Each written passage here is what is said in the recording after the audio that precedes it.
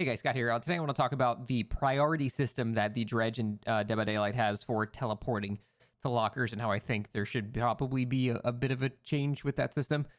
So we tested this pretty extensively.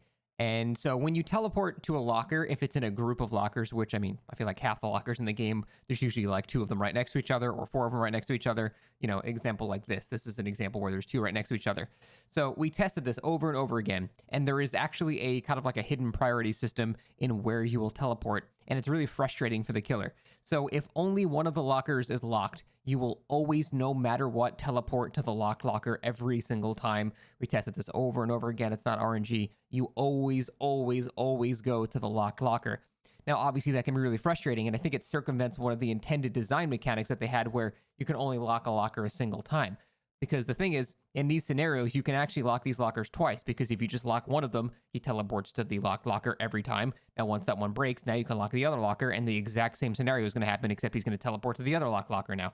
So it basically doubles the amount of time survivors can lock lockers, which I don't think is really intended. And that is kind of a problem. Now, there's one exception. If somebody's inside the unlocked locker that's adjacent to a regular locked locker, you will always prioritize the survivor in the locker, which is definitely how it should be. So the hierarchy of what you will teleport to in a grouped locker transport or teleport is grabbing somebody that's in a locker, followed by going to the locked locker, followed by going to the unlocked locker. And it follows that priority system every single time, no matter what. I think they should just switch the locked and unlocked. It should always prioritize the unlocked one, because what's the cost for it? All the survivor has to do is just lock both the lockers instead. It takes him an additional half a second. Like, it's not a big deal. So it's very easy for the survivors to circumvent, but it also makes it so they can't double block all these lockers, which is, I'm pretty sure, is not intended design.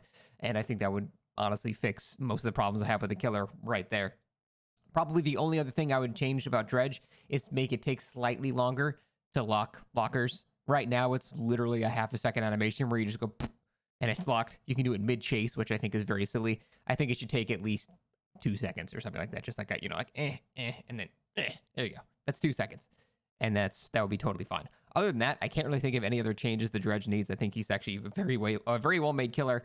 I have very few criticisms about him. I think it's just those two things that probably need to be adjusted a bit. But the priority system is basically designed to piss the killer off, and I don't think that's a really good idea.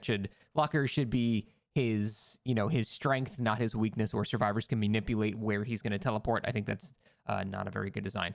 Yeah, other than that, though, the aesthetics and everything else about Dredge, super cool. I think they really nailed this killer. Strength-wise, he's not super strong or anything. He's not going to be like a top-tier killer, but I think he's fun to play. He's genuinely unnerving, and I don't have that many complaints about him, though. Those two things, that's about it. Next question. See you next time.